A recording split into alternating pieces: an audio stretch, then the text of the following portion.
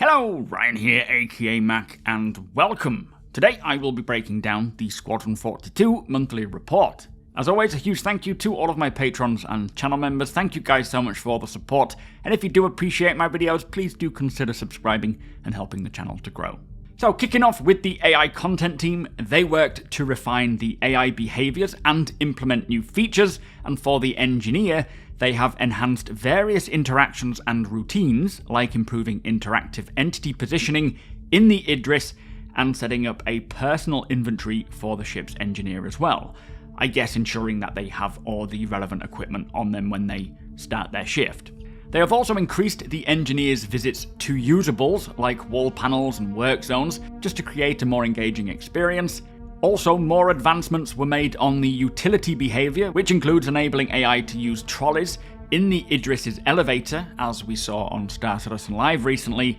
A locker entity was added as well. This is where NPCs can go to change their outfits, likely as they go from on-duty, off-duty, exercising, and so on and so forth. But also, AI now use a data pad at the start of their shifts just to enhance the realism of their routines. So likely as they wake up, they get dressed, they will then check their data pad to give the impression that they are looking at what their day holds for them, their itinerary. Now, the team also implemented various leisure behaviors into the campaign's capital ships, plus worked on clustering NPCs together for a more natural look at tables and seating areas, and they also added security to various game locations to add further depth. The AI content team also improved usables and added interactions for the hygiene and medical behaviors, and for example, a sink now includes idle and usable actions for different use cases, and the AI can now enter and exit the sink, and seated angled consoles with or without a datapad, making the medical interactions more realistic. And finally, the janitor behavior that was parked in 2021 was brought back, I presume to get them working in the persistent universe as soon as possible, now that persistent entity streaming is functioning. Janitors are certainly needed around landing zones. Now, for the AI feature team, they continued to work on the AI buddy, which included the buddy leading the player along a path and stopping and waiting for the player to catch up if they get a bit too far ahead, but also improving the following behavior to allow designers to introduce specific points of interest for the buddy to move toward, which will be used in cramped situations such as lifts and narrow corridors.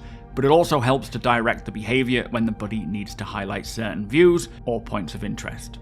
So I guess the AI buddy is not just to be used for when you have a sidekick following you around, it is also used for when AI will lead you around. I never actually considered that. Now, the team also worked on two aspects of grenade use.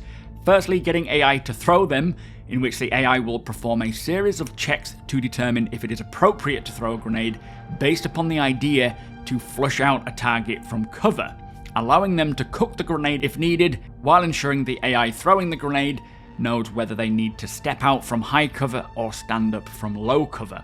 And then secondly, having the NPCs behave correctly when a grenade is thrown at them, as we also saw on Star Citizen Live, detecting the grenade, reacting to it, notifying nearby AI, and then pretty much getting out of dodge.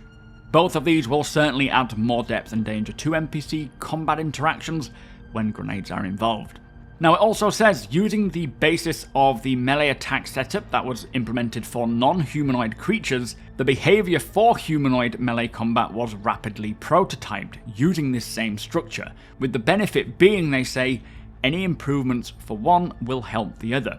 And related to this, they worked on specialized melee combat behaviors for a specific encounter that required bespoke animations specific to the situation.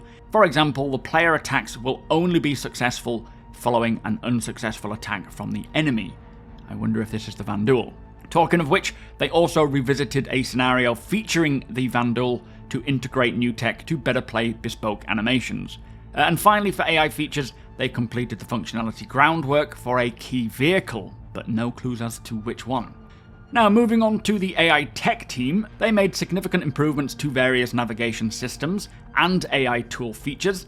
This includes support for overriding agent-type properties for nav mesh generation, which enables the designers to generate nav meshes inside narrow areas and create more complex levels. So, for example, NPCs following or searching for players inside vents. They have also been working on navigation volume cost areas, or NVCAs, which will impact navigation mesh generation, and the dynamic path computed during movement requests, which are both static and dynamic.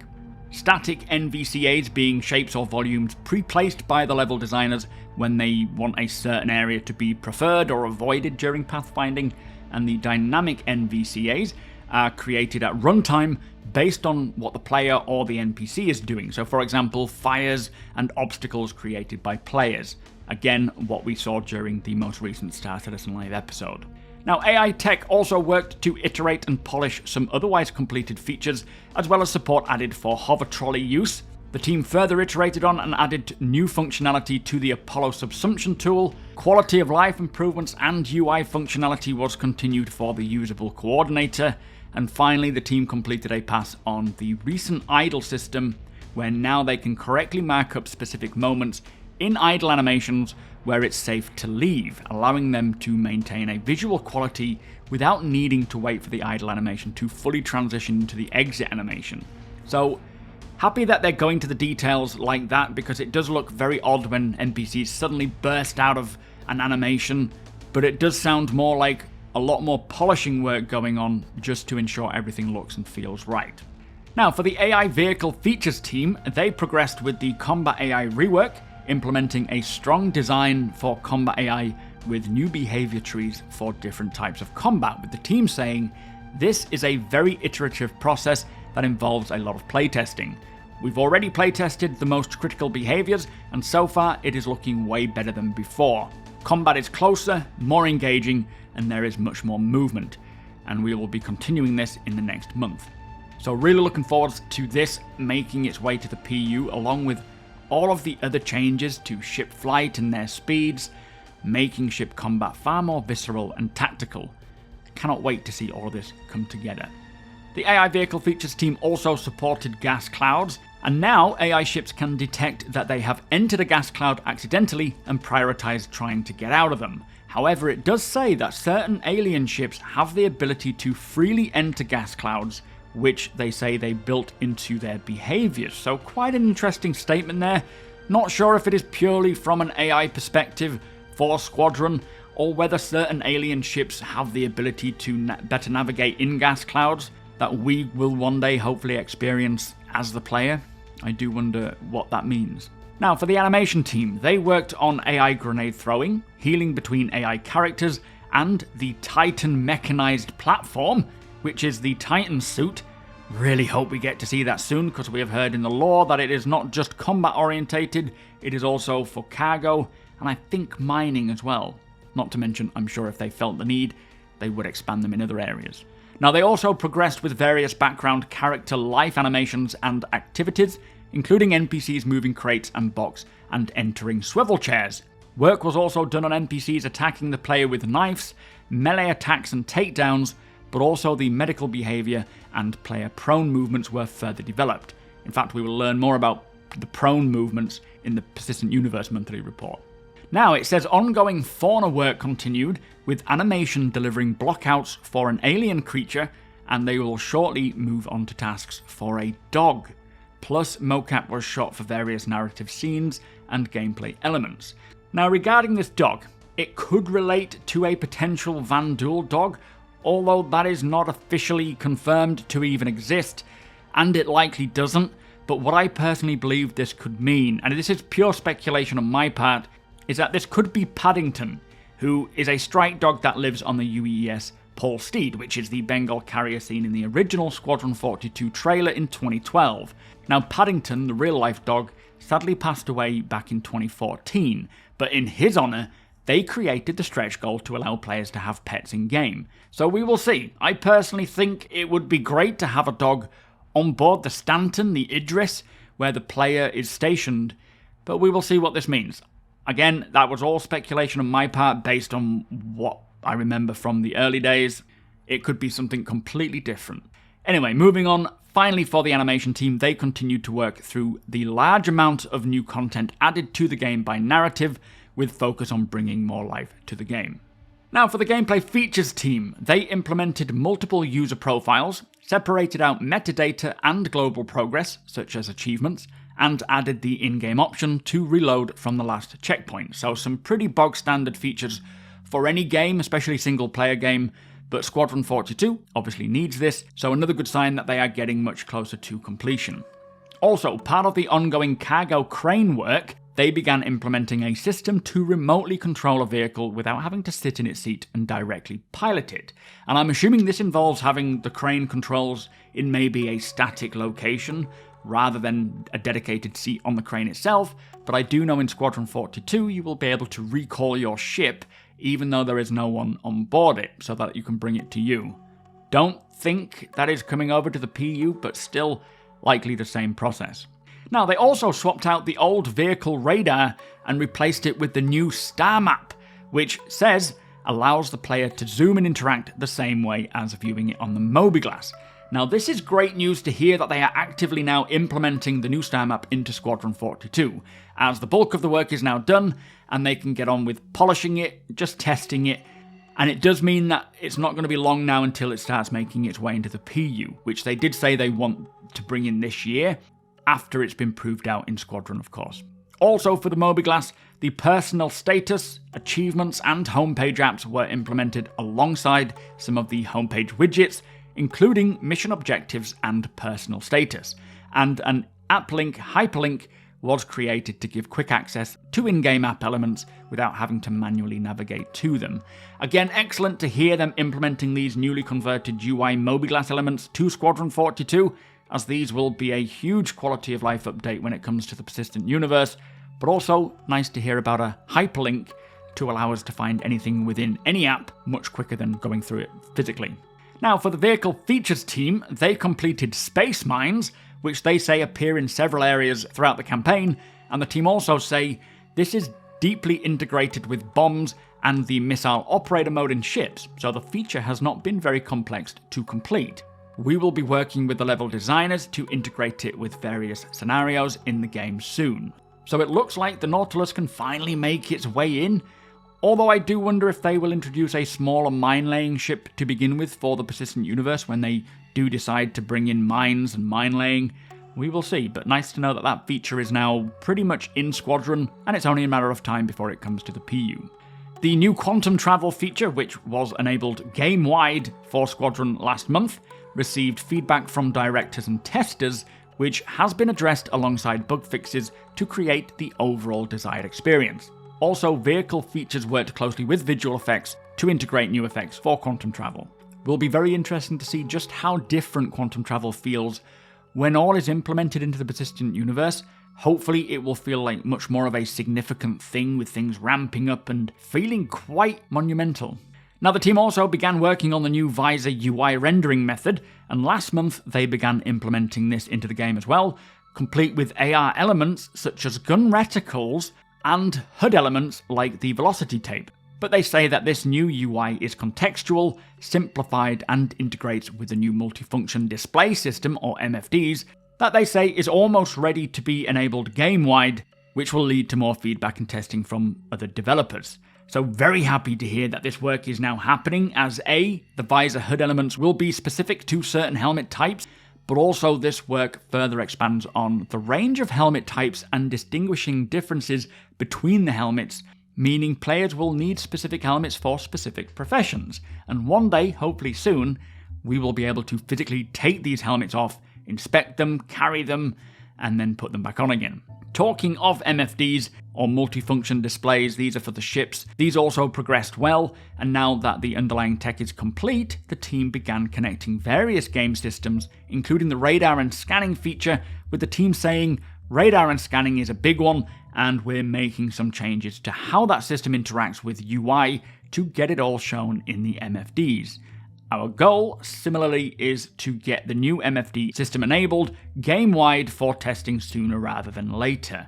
So some big changes coming to UI that should pretty much reshape how information is presented to the players in a much better way. And hopefully when they say game-wide, they mean persistent universe.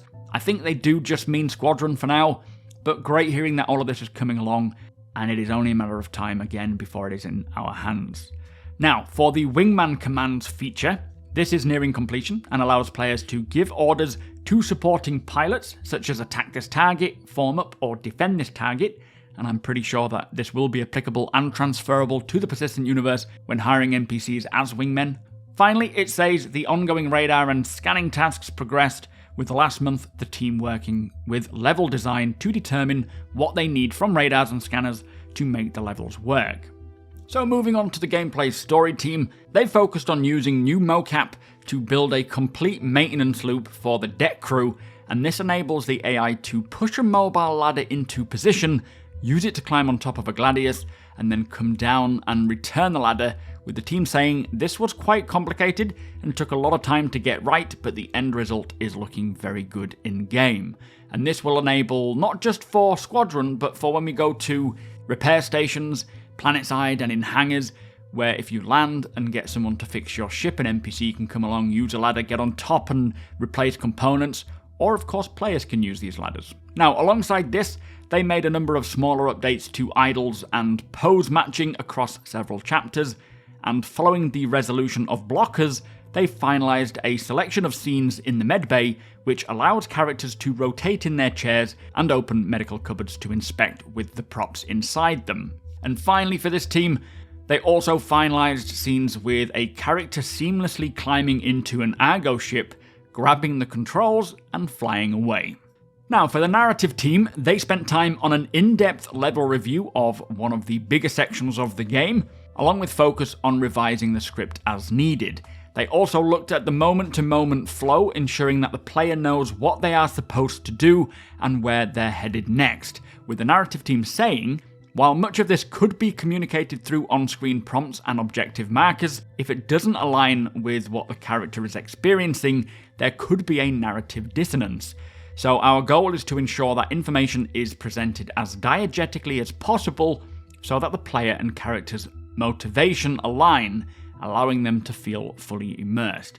Now, this is extremely important for me personally, as when I play any game, really, I much prefer to switch off as much of the UI on screen as possible and only go by what is presented to me in-game, so the diegetic UI or whatever elements they use for that game. And I really hope that when Squadron 42 is released, I can play it without any artificial on-screen UI and only use what is diegetically in-game, relying on the game prompts, signage, that sort of stuff from my Mobi-Glass to tell me what I need to be doing. So I really hope that Squadron 42 and eventually the Persistent Universe can provide that possibility, because I would love to present that as well in a Squadron 42 playthrough, once I've played through it myself, playthrough on YouTube without any UI that is on screen and just go through it in the most immersive way possible. Now finally for the narrative team, they spent time in the UK to oversee a mocap shoot to capture a variety of materials,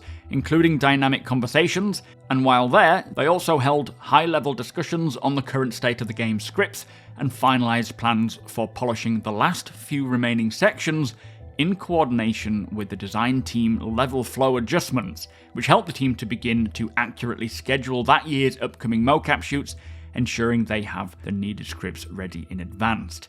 Very exciting to hear them talking about the final plans for the last few remaining sections.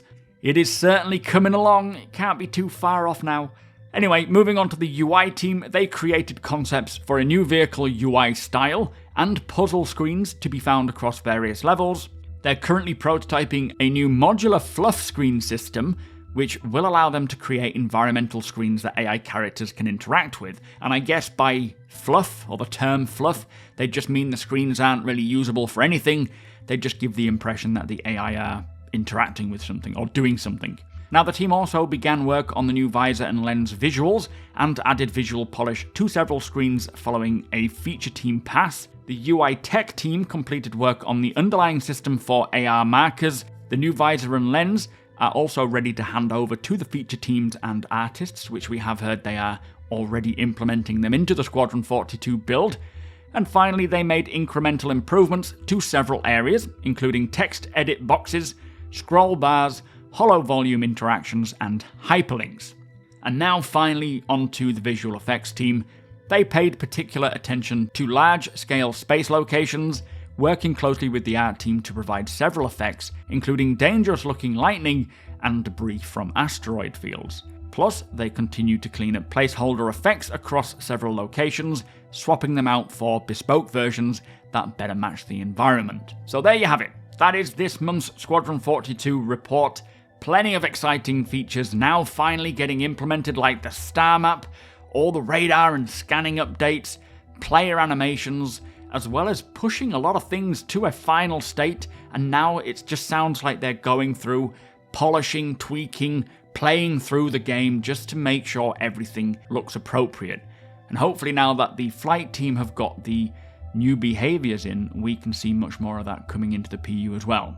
Anyway, with that said, I will be now working on the Persistent Universe monthly report, even more detail in there, and if you do appreciate my videos, please do consider subscribing and helping the channel to grow. Also, do come and hang out over at twitch.tv/supermacbrother. You are all more than welcome. Hit the thumbs up if you don't mind, it does the channel a big favour. Tick that notification bell if you would like to be notified when my videos go live. Again, a huge thank you to my patrons and channel members. Thank you so much for the support. Thank you for watching, and I'll see you in the next one.